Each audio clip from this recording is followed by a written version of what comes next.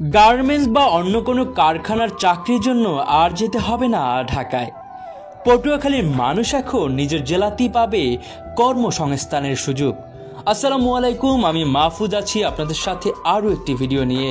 আগে পটুয়াখালী ইপিজেড নিয়ে অনেক কিছুই দেখেছেন, বিশেষ করে আবাসনের ব্যবস্থা। কিন্তু আজ থাকছে পুরো ইপিজেড এরিয়া নিয়ে বিস্তারিত একটি ডকুমেন্টারি। আসসালামু আলাইকুম, আমি মাহফুজ আছি আপনাদের সাথে আবারও ইপিজেড নিয়ে আরও একটি ভিডিওতে। আজকে পুরো ভিডিওতে ইপিজেডটা একদম খুঁটিনাটি বিষয় এবং এখানকার সাধারণ মানুষের যে পথ চলা, সাধারণ মানুষের যে বাসস্থান, যেই ভিটা বাড়ি, যে বাড়িতে তারা ছিল, সবই থাকছে আজকের এই ভিডিওতে। সম্পূর্ণ ভিডিওটা দেখবেন আর আপনাদেরকে অবশ্যই আজকে ভালো একটা ভিডিও দেবো।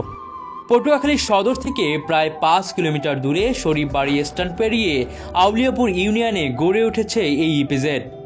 হাইওয়ে রোডের পাশেই বিশাল এলাকা জুড়ে প্রতিদিন চলছে উন্নয়নের কাজ। স্থানীয় ছেলেরা এখন এই খোলা মাঠে খেলাধুলা করছে আর আশেপাশের অনেক মানুষ আসছে কৌতূহল নিয়ে দেখতে পটুয়াখালীর এই স্বপ্নের ইপিজেড কেমনভাবে তৈরি হচ্ছে। এখন এই ইপিজেড শুধু শিল্প অঞ্চল নয়, হয়ে উঠেছে পর্যটকদের জন্য বিশাল আকর্ষণীয় স্থান। চারদিকে বিস্তীর্ণ বালু ভরাটের কারণে যেন মনে হয় কোনো মরুভূমির রাজ্যে এসে দাঁড়িয়েছি। পটুয়াখালীর প্রাণকেন্দ্র আউলিয়াপুরে ইপিজেড হচ্ছে। প্রথম থেকে অনেকেই ধারণা করতো যে এটা ইপিজেড হবে না, বাস্তবে রূপ দেবে না। অলরেডি আপনারা দেখতে পাচ্ছেন যে এখানে বালু ভরাটের কাজ প্রায় শেষের পথে। কনস্ট্রাকশনের কাজ অলরেডি চলছে, বিভিন্ন বিল্ডিংয়ের কাজবাজ এখানে চলছে। তো বর্তমানে পটুয়াখালী ইপিজেডে কাজ চলছে মসজিদ, আবাসন এবং স্কুল সহ 4টি সিকিউরিটি বিল্ডিংয়ের। ইপিজেড এলাকায় নতুন করে খনন করা হয়েছে পুকুর এবং খাল, যাতে পানি জমে না থাকে এবং পরিবেশের ভারসাম্য ঠিক থাকে। এসব কাজ একদিকে উন্নয়নকে এগিয়ে নিচ্ছে, অন্যদিকে স্থানীয় পরিবেশকেও করছে সমৃদ্ধ।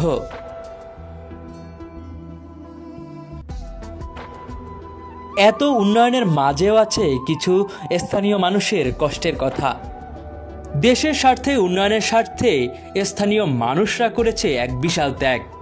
এখানে আছে একটি ঐতিহাসিক মসজিদ, যা এখন উন্নয়নের চাপে হারিয়ে যেতে বসেছে। আর আছে অসংখ্য ঘরবাড়ি, যেগুলো অধিগ্রহণের পর ধ্বংসস্তূপে পরিণত হচ্ছে ধীরে ধীরে। এই এলাকার মানুষ এখন যার যার পুরনো বাড়ি ছেড়ে অন্য জায়গায় ভাড়া থাকতে বাধ্য হচ্ছে এবং অনেকেই নতুন করে বাড়ি তৈরি করেছে। কেউ হারিয়েছে শিকড়, কেউ আবার অপেক্ষায় কবে এই ইপিজেড পুরোপুরি চালু হবে। সব মিলিয়ে পটুয়াখালী ইপিজেড শুধু একটি শিল্প প্রকল্প নয়, এটি একটি রূপান্তরের গল্প, যেখানে একদিকে স্বপ্ন, কর্মসংস্থান আর উন্নয়ন, অন্যদিকে আছে হারিয়ে যাওয়া শিকড়, ভাঙ্গা ঘরবাড়ি আর নস্টালজিয়া স্মৃতি। আমি এখন যে জায়গাটা আছি, এটা বলতে গেলে ইপিজেডের অস্থায়ী রাস্তা। আপনারা দেখতে পাচ্ছেন, এখান থেকে মূলত যারা পর্যটক আসে এবং যে আপনার ইপিজেডের যে মালামাল যায়, অবশ্যই আপনারা জানেন অলরেডি আবাসনের কাজ চলতেছে, এখানে অনেক ভবনের কাজ চলতেছে।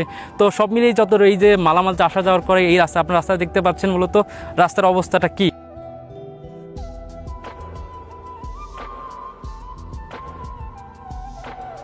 এভাবে যদি ইপিজেডের কাজ চলতে থাকে তাহলে আগামী 2 বছরের মধ্যে এই ইপিজেড সম্পূর্ণভাবে চালু করতে পারবে বলে মনে হয় আমার।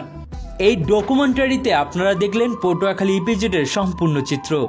সময়ের সাথে সাথে এই এলাকা বদলে যাবে, কিন্তু আজকের এই ইতিহাস হয়তো আগামী প্রজন্মকে মনে করিয়ে দেবে কোনো ত্যাগের বিনিময়ে গড়ে উঠেছিল এই ইপিজেড। সকলে ভালো থাকবেন, সুস্থ থাকবেন, আবার দেখা হবে অন্য কোনো ভিডিওতে। যদি ভিডিওটা ভালো লাগে অবশ্যই একটা শেয়ার দিয়ে রাখবেন।